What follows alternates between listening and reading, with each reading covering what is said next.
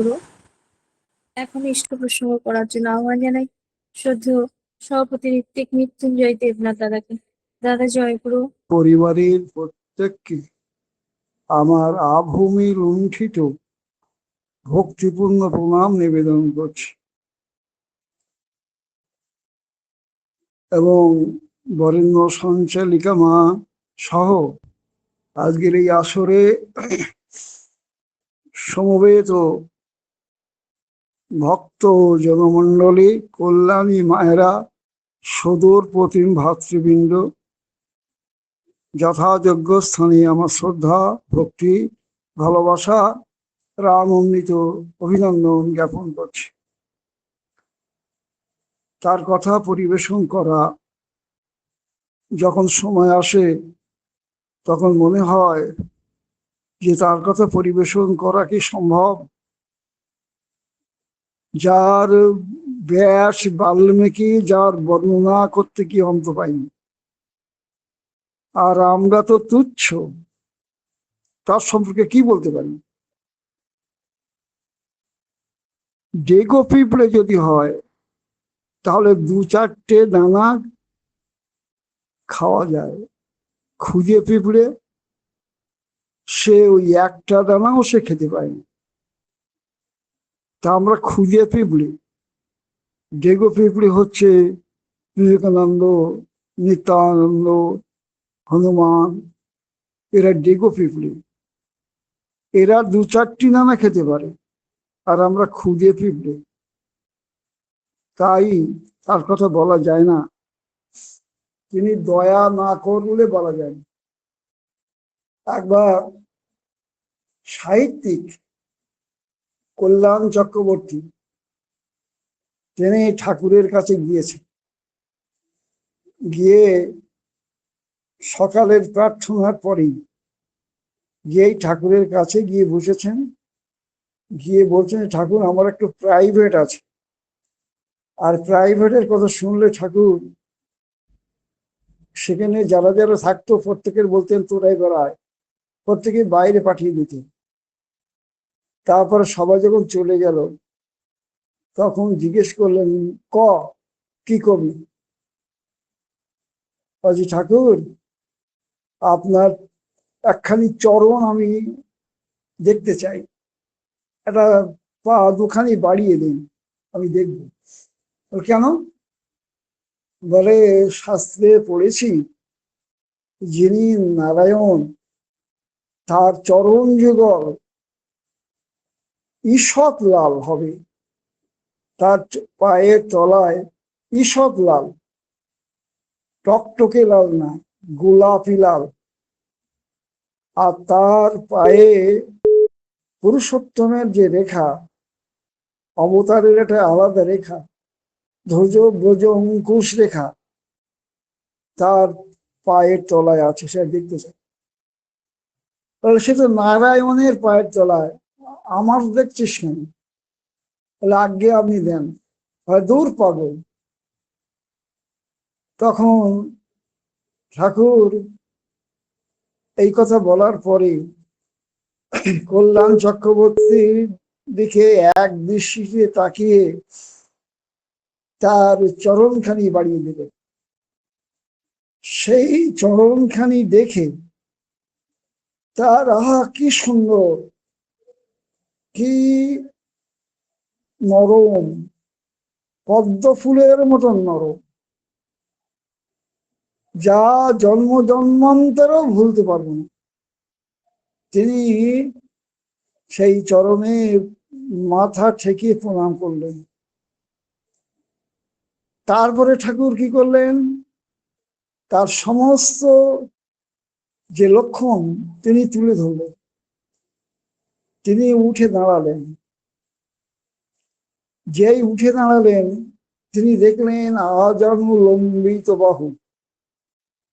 যিনি পুরুষোত্তম তার শারীরিক বৈশিষ্ট্য হবে আজানু লম্বিত বাহু, উন্নত ললাট, আকর্ণ বিস্তৃত আখি, তার আখি যুগল কানের উপরে, আর ঊর্ধ্ব দৃষ্টি সম্পন্ন। তার চারিত্রিক বৈশিষ্ট্য। পা হাঁটু পর্যন্ত হাত দুখানি, তিনি সব দেখলেন। আমি ঠাকুরকে দেখেছি, ঠাকুরের ললাট চিক চিক চিক চিক করতো আয়নার মতন, মনে হতো সেখানে গিয়ে দাঁড়ালেই সেই আয়নার মতন যেমন প্রতিফলন দেখা যায়, তার ললাট দেখলে সেরকম মনে হতো। তার চেহারার মধ্যে এতখানি প্রেম, প্রেম যেন নদীর মতন গোলে গোলে ঝরে ঝরে পড়তো। প্রেমের সমুদ্র, ওশান অফ লাভ। যারা দেখেনি তারা চিন্তাই করতে পারবে। আমি দেখেছি, আমার মনে হয়েছে যেন তার সাথে আমার জন্ম জন্মান্তর পরিচয়, এত আপন, এত বুক ভরা প্রেম, কল্পনাতীত ব্যাপার সেই রূপ। আর তার চারিত্রিক বৈশিষ্ট্য কেমন হবে? চারিত্রিক বৈশিষ্ট্য অ্যাবনর্মালি নর্মাল, মনে হবে অ্যাবনর্মাল, কিন্তু তার মতো নর্মাল আর কেউ নেই। নর্মাল হওয়া অত সহজ না, একমাত্র ভগবানই নর্মাল হতে পারে। আমরা আমাদের জীবনে আমরা কখনো কখনো নর্মাল, কখনো অ্যাবনর্মাল। সূক্ষ্মভাবে বিশ্লেষণ করলে আমরা কেউ নর্মালই না, আর তিনি অ্যাবনর্মালি নর্মাল। আর ওয়াইজলি ফুলিশ, মহাজ্ঞানী, অথচ এমন ভাবে চলবে যেন কিছুই জানেন না, মহামূর্খের মতো, বোকা বোকা ভাব তার চারিত্রিক বৈশিষ্ট্য। আর গর্জাসলি সিম্পল। এই বিশ্ব দুনিয়ার যিনি মালিক, বিশ্ব ব্রহ্মাণ্ডে সবকিছু যিনি অধীশ্বর, সবটাই তো তার, কিন্তু অতি সাধারণ জীবনযাপন। তিনি খোলামেলা জায়গায় থাকতে ভালোবাসতেন। ঠাকুর দুতলা ঘরে কোনোদিন থাকেননি, কখনো খোলা আকাশের নিচে, কখনো তাঁবুর নিচে, কখনো গাছের তলায়। আর একতলা ঘরে তিনি থাকতেন, বহু জানলা বিশিষ্ট। ঠাকুর যে পার্লারে থাকতেন, বহু জানলা, একসাথে যাতে বহু মানুষ একসাথে এসে তার সমস্যা সমাধানের জন্য সেখানে আসতে পারে, সেখানে দেখতে পারে, ঠাকুরকে দর্শন করতে পারে, ঠাকুরের কাছে তাদের দুঃখের কথা, জীবনের কথা তুলে ধরতে পারে। তাই ওই বহু জানলা বিশিষ্ট ঘরে তিনি থাকতেন। তার তিনি কারোর কোনোদিন মন্দ দেখতেন না, ভালোটুকু দেখতেন। আশ্রমে এমন একটা কর্মী, তার অজস্র দোষ, চুরি, তারপরে ছিনতাই, তারপরে লম্পট্য, কুভাষা, অনেকগুলো তার অপগুণ। তার সম্পর্কে বহু লোক বহু অভিযোগ করেছে, কিন্তু তিনি বলতেন ওনা জানিস ভালো তামাক সাজতে পারে, তার একটা গুণ তামাক সাজা। তিনি শুধু সেইটুকুই তিনি বড় করে দেখতেন। একজন লোক আসতো, তার গুন্ডা টাইপের লোক, সে প্রতিদিন ঠাকুরকে নিন্দা করত, আর ঠাকুর নীরবে তা সহ্য করতেন। দিনের পর দিন নিন্দা করতেন, ঠাকুর সহ্য করতেন। ঠাকুর এত নিন্দা করে আর আপনি সহ্য করেন? ঠাকুর ঠাকুর জানিস তোরা শুধু ওর খারাপ গুণটাই দেখলি, ওর ভালো গুণটা দেখলি না। কি ভালো গুণ জানিস? ও প্রত্যেক দিন আমার কাছে আসে, নিন্দা হয়তো আমার করে, কিন্তু একই টাইমই আসে, একেবারে টাইম মিনিট ঠিক রেখে, ঠিক একেবারে একেবারে মানে মানে কত কয় মিনিট, ঠিক সেই মিনিট ধরে আসে। তাই ওর মধ্যে এত সময়ানুবর্তিতা, ওর মধ্যে এত টাইম জ্ঞান, ওর মধ্যে এত নিয়মানুবর্তিতা, এটা দেখলি না? তারপর জানিস ওনা প্রতিদিন এক রকমের গাল দেয় না, আজকে একরকম গাল দেয়, কালকে আর এক রকমের গাল দেয়, পরশু আর এক রকমের গাল দেয়। ও স্মৃতিশক্তি খুব প্রবল। এই হচ্ছে পরম দয়াল ঠাকুর গৌরচন্দ্র, মহাপ্রেমের উদ্বেলিত তরঙ্গমালা তার জীবনী। ঠাকুরের কাছে গৌর মহারাজ বলে একজন বৈষ্ণব ভক্ত আসতেন। গৌর মহারাজ, তুষারকান্তি ঘোষের গুরুদেব গৌর মহারাজ, তিনি অপূর্ব সঙ্গীত করতেন, বৈষ্ণবী সঙ্গীত। ঠাকুর তার গান খুব পছন্দ করতেন। তা বলছেন ঠাকুর যে আপনার গলা অপূর্ব, আপনি একটা গান করুন।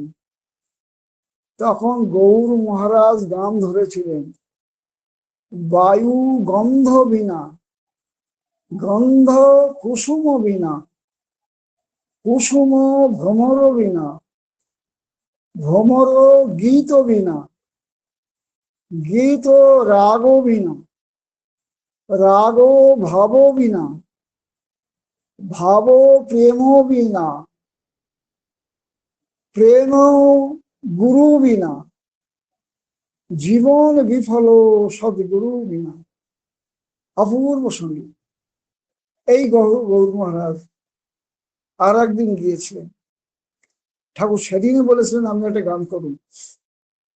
তখন গৌর মহারাজ গান করেছিলেন, যে মানে সে জানে, যে মানে না সে জানে না, আমি মানি তাই আমি জানি।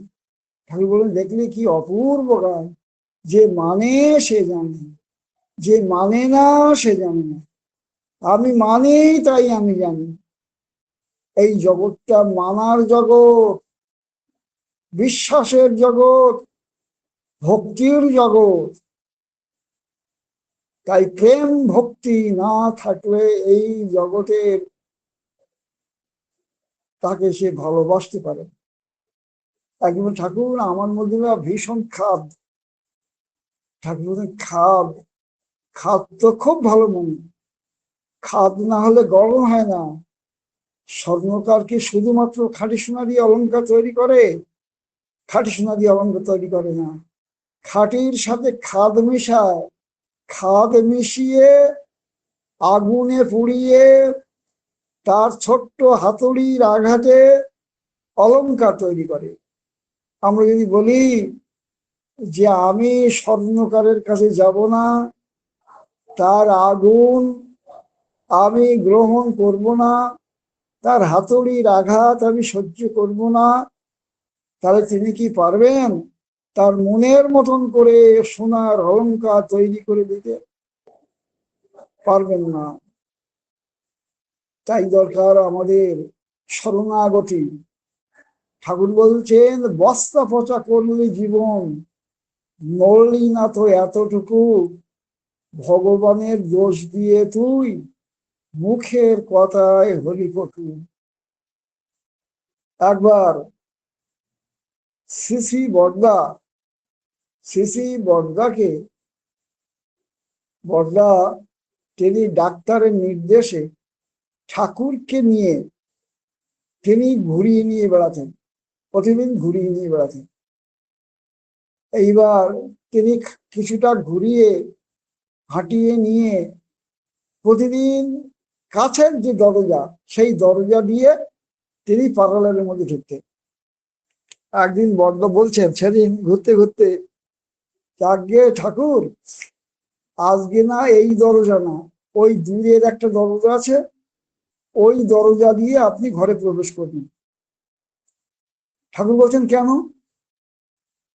তখন শ্রী বড় বলছেন, আগে প্রতিদিন তো আপনি একটা দরজা দিয়ে ঢোকেন, ওই অন্যান্য দরজা, তাই তাদের মন খুব খারাপ, তারাও চায় যে আপনিও ওই দরজা দিয়ে ঢুকুন। ওই চৌকাঠ, তার মনের খুব দুঃখ, সেও হাহাকার করে। এই ঘটনাটা শুনে আচার্যদেব তিনি বললেন, এই ঘটনার মধ্যে তিনটি ভাব কাজ করছে, শ্রী বড়দার মধ্যে তিনটি ভাব। প্রথম ভাবটা কি? প্রথম ভাবটা হলো তার মধ্যে সন্তান সত্তা, আর একটা ভাব হচ্ছে সেবক সত্তা, আর একটা ভাব হচ্ছে ভক্ত সত্তা। সন্তান সত্তা কোনটা? যে আমি আমার পিতার হাতের পরশ যদি আর একটু বেশি সময় পাই, দূরের দরজা দিয়ে গেলে আর একটু বেশি সময় তার হাতের পরশ পাবে, সন্তান সত্তার পরিতৃপ্তি ঘটবে, এটা তার সন্তান সত্তা। তারপরে সেবক সত্তা কোনটা? যে শ্রী শ্রী বড়দা তিনি মনে করছেন যে ঠাকুরকে যদি একটু বেশি করে হাঁটাই, তাহলে ডাক্তারের নির্দেশ অনুসারে ঠাকুরের শরীর একটু বেশি সুস্থ হবে। তার সেবা দিকটা তিনি লক্ষ্য করলেন, এটা তার সেবক সত্তা। আর ভক্ত সত্তা কোনটা? একমাত্র ভক্ত সত্তাই বুঝতে পারে যে জড়বস্তুর হাহাকার, জড়বস্তু যে প্রভুর পরশ চায়, তার পদধূলি চায়, এই উপলব্ধি কিন্তু ভক্ত সত্তা না হলে বোঝা যায় না। তা শ্রী বড়দার এই ঘটনার মধ্যে দিয়ে শ্রী বড়দার সন্তান সত্তা, সেবক সত্তা আর ভক্ত সত্তার পরিচয় আমরা পাই। একথা বলেছিলেন আচার্যদেব। হাউজারম্যান, যাকে একদিন ঠাকুর বলেছিলেন যে হাউজারম্যানরা তার সমস্যা নিয়ে তিনি গিয়েছেন, তখন বলেছিলেন যে তোর এই সমস্যার জন্য তুই বড় খোকার কাছে যা। এই কথা শুনে হাউজারম্যানরা বলেছিলেন যে আমি কি পাপ করেছি ঠাকুর যে আপনি আমার সমস্যার সমাধান করে না দিয়ে শ্রী বড়দার কাছে পাঠাচ্ছেন? এই কথা শুনে ঠাকুর বলেছিলেন ওই উই উই মানে শ্রী বড়দার সঙ্গে উই একমাত্র আমাকে চিনাইবার পারে, ওই আমাকে একমাত্র চিনাইবার পারে। তার সম্পর্কে কতখানি তিনি বললেন। একবার পাটনা থেকে যুগলদা তিনি সপরিবারে গাড়ি করে দেওঘরে যাবেন। এই দেওঘরে যাওয়ার সময় পথের মধ্যে হঠাৎ গাড়ি খারাপ হলো একটা নির্জন জায়গায়। ড্রাইভার তখন কি করবে, দূরে দেখে একটা চায়ের স্টল, সেখানে গেল। আর এই অবসরে দেখা গেল যে কিছু দুষ্কৃতী, 5-6 জন দুষ্কৃতী এসে সেই যুগলদার গাড়ি থেকে নামানোর চেষ্টা করতে লাগবে, টানাটানি করতে লাগবে।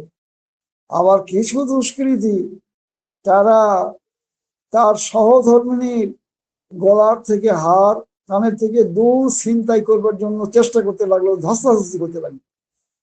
যুগলদা অনন্য পায় হয়ে তিনি ওই ঠাকুরের নাম করতে করতে বড়দা বাঁচাও বলে চিৎকার করতে লাগলেন।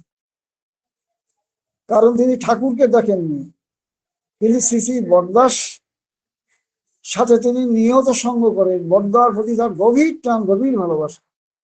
বড়দা বাঁচাও বলে চিৎকার করতে লাগলেন। এইবার সেই সময় হঠাৎ দেখা গেল এক জিপে করে কিছু মিলিটারি মানে সৈন্য সেখানে এসে হাজির। সেই মিলিটারি সৈন্য দেখে দুষ্কৃতিকারীরা ভয়ে তারা পলায়ন করলো। এইবার সেদিন আসে মিস্ত্রি খুঁজে পাওয়া গেল না। বহু অনুসন্ধান করার পরে রাত্রেবেলায় একটা জায়গায় থাকার ব্যবস্থা করলেন, কিন্তু সেই রাত্রে থাকতে গিয়ে মশার প্রচন্ড উপদ্রব, সেই মশার কামড় সহ্য করতে হলো। পরের দিন মিস্ত্রি ঠিক করে গাড়ি সারিয়ে তিনি দেওঘরে গেলেন। দেওঘরে গিয়ে তিনি ঠাকুর প্রণাম করার পরে, বড় মার প্রণাম করার পরে শ্রী শ্রী বড়দাকে প্রণাম করতে যাবেন, তখন বড়দা দূর থেকে বলছেন, আমি সব জানি, আমি সব জানি। এই যে তুই বড়দা বড়দা বলে চিৎকার করতে গেলি, এই বড়দা বড়দা বলে চিৎকার করতে যাওয়ার ফলে সারা রাত মশার কামড়টা খেতে হতো। তুই যদি ঠাকুর ঠাকুর বলে চিৎকার করতিস, তাহলে এই মশার কামড়টাও তো সহ্য করতে হতো। যে দেখ,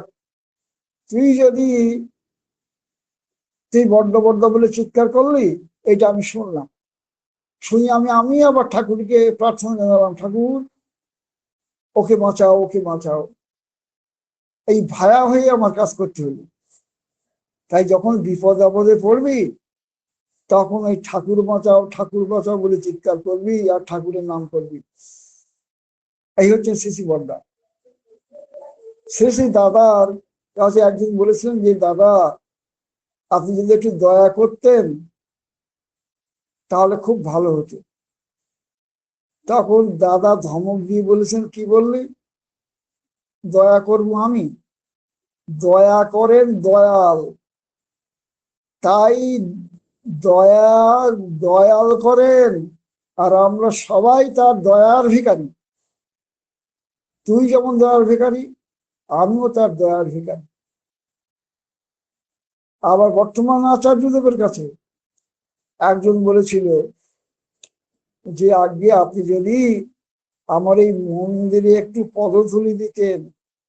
আচার্যদেব ভীষণ রেগে গিয়েছিলেন, ধমক দিয়ে বলেছিলেন, মন্দিরে পদধূলি দেব আমি?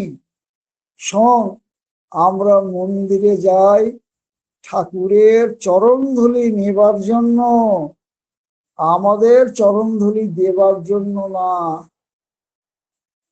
এই হচ্ছে আচার্যদেব। এই আচার্যদেবের কাছে একজন সে গিয়ে বলছেন যে, আজ্ঞে দাদা, আমার এক বন্ধু, তার সাথে আবার সম্পর্ক, কিন্তু সেই বন্ধুটি আপনার বিরুদ্ধে অনেক খারাপ কথা বলেছে আমার কাছে। আমি সেটা মোবাইলে রেকর্ড করেছি। আমি ইচ্ছা করলে আপনার কাছে সেই মোবাইলটা বাজিয়ে শোনাতে পারি। তিনি বাজিয়ে শোনাতে যাচ্ছেন। আচার্যদেব তাই দেখে ভীষণ রেগে গেলেন এবং বললেন, খবরদার, ওই মোবাইল বাজিয়ে আমাকে শোনাবি না। তুই বিশ্বাসঘাতকতা করেছিস। সে আমার বিরুদ্ধে হয়তো বলেছে, কিন্তু তোকে তো বিশ্বাস করে বলেছে, তোকে বিশ্বাস করে তো বলেছে, আর তুই সেই বিশ্বাস ভঙ্গ করছিস। তুই মনে করছিস আমি খুব খুশি হব আর আমি তোকে সমর্থন করব? শোন, তুই যদি বলতিস, ঠাকুর বলছেন যে নিন্দা কথায় কান দিতে নেই, মোকাবেলায় মিলিয়ে নিতে হয়, তা নাহলে অনাহুত পাঠিত্ব পায়। তুই কি মোকাবেলায় মিলিয়ে নিয়েছিস? তুই আমার কাছে দেখাতে চাচ্ছিস? ভীষণ রেগে গিয়েছিল। এই ঠাকুরময় যারা, এই নিয়ন্ত্রণী ক্ষমতা যারা, তিনি আমাদের গাইড করছেন। আমরা এসেছি তাদের ইচ্ছা পরিপূরণ করবার জন্য।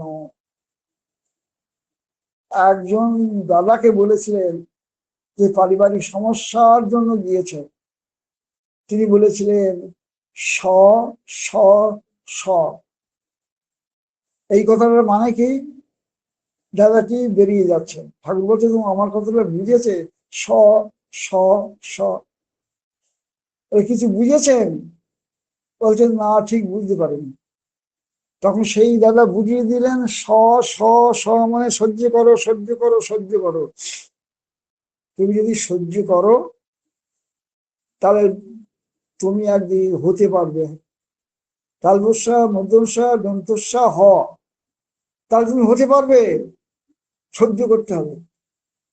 ঠাকুর বলে, তুই এই বুঝিয়ে দিলি? আমি বলতে চাইলাম কি জানিস? প্রথম হচ্ছে তালবস্যা।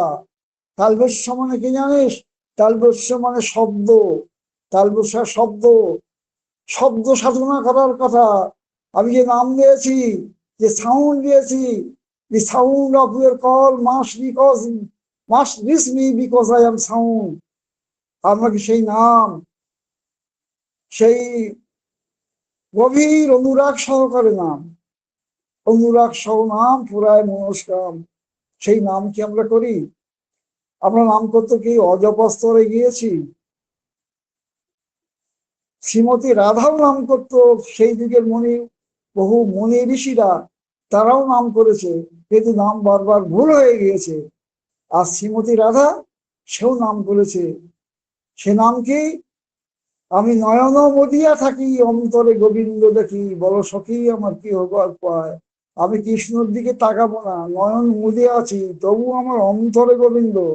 কৃষ্ণময় হয়ে গিয়েছে, নামময় হয়ে যেতে হবে, শব্দ সাধনা করতে হবে। সেটা কি করি? আর মধ্যাহ্নস্বয়, মধ্যাহ্নস্বয় মানে শস্য, খাদ্য, খাদ্য ঠিক করতে হবে। Pure and proper diet is the base of religion. যদি সেই সুপাচ্য সুখাদ্য যদি না খাই, ধর্মজগতের আমি, আমার মধ্যে ধৈর্য নিষ্ঠা জাগ্রত হবে না, নাম ধ্যান করতে পারবো না। আর দন্তস্বয়, দন্তস্বয় সাধনা। আমি যে বিধান দিয়েছি, যজন যাজন ইষ্টবিতি নাম শস্ত্রানি সদাচার, এইগুলো একটা সাধনা। উষা বিষয় মন্ত্র সাধন, চলাফেরায় জপ, যত সময় ইষ্ট নির্দেশ, মূর্ত করাই তপ, সেই ইষ্ট নির্দেশ, এইগুলো পরিপালন করলেই তার সমস্যার সমাধান হতে পারে, এ কথা তিনি বললে। তাই আজ আমরা জীবন সার্থক সুন্দর, আজ সেই পথে চলব। ইষ্ট তোমার দাঁড়িয়ে আছে জীবন ভূমির পারে ওপারে, বরণ করে নে তাহারে, কর্ম আচার ও ব্যবহারে। কর্ম আচার ও ব্যবহারে যদি তাকে যদি বরণ করে না নিতে পারি, জীবন আমাদের সার্থক হবে না, সুন্দর হবে না। আসুন তার পথে চলি, তাকে আজকে জাগিয়ে তুলি বিশ্বের দিকে দিকে, আমাদের মধ্য দিয়ে, আমাদের চরিত্রের মধ্য দিয়ে, চলনের মধ্য দিয়ে, আমাদের ধৈর্যের মধ্য দিয়ে, নিষ্ঠার মধ্য দিয়ে। তাহলে পৃথিবী সুন্দর হবে, ভারত আবার জগৎ সবাই শ্রেষ্ঠ আসন হবে, ধর্মে মহান হবে, কর্মে মহান হবে, নবদিনমণি জাগিবে আবার পুরাতনে পুরাবে। আমার সময় মনে হয় শেষ। আমি সকলের মঙ্গল প্রার্থনা করি। জয় গুরু। জয় গুরু দাদা, জয় গুরু। অপূর্ব আলোচনা আজকে আমরা শুনলাম। যতবারই ডাকি দাদাকে, নতুন নতুন কিছু পাই। আর এত ভালো লাগে দাদা যখনই বলি, কখনো না বলেন না। যদি সৎসঙ্গ করতে যায় সেখানে বসেও করে দেয়। এত ঠাকুরের প্রতি ভালোবাসা, সত্যি আমরা যেন এরকম ভালোবাসতে পারি ঠাকুরকে। দাদাও আমাদের আশীর্বাদ করবেন দাদা। খুব সুন্দর করে আলোচনা করলেন যে নারায়ণের চরণ যুগল যেমন ঈষৎ গোলাপি হয়, পরম পুরুষোত্তমের আমাদের চরণও তাই।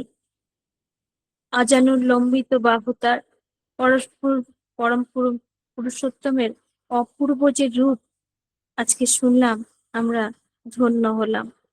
তার চারিত্রিক বৈশিষ্ট্য অ্যাবনর্মালি নর্মাল, ওয়াইজলি ফুলিশ এবং গর্জিয়াসলি সিম্পল। তিনি সবার ভালো দেখতেন। প্রেম ভক্তি না থাকলে তাকে ভালোবাসা যায় না। শ্রী ঠাকুর ও বর্দা এক, টাকার এক পিটার রিপোর্ট। সবসময় ঠাকুরময় হয়ে থাকতে হবে। আর তিনটে ছয়ের কথা শুনলাম যে তালবস্য মানে শব্দ সাধনা করতে হবে, গভীর অনুরাগের সহিত।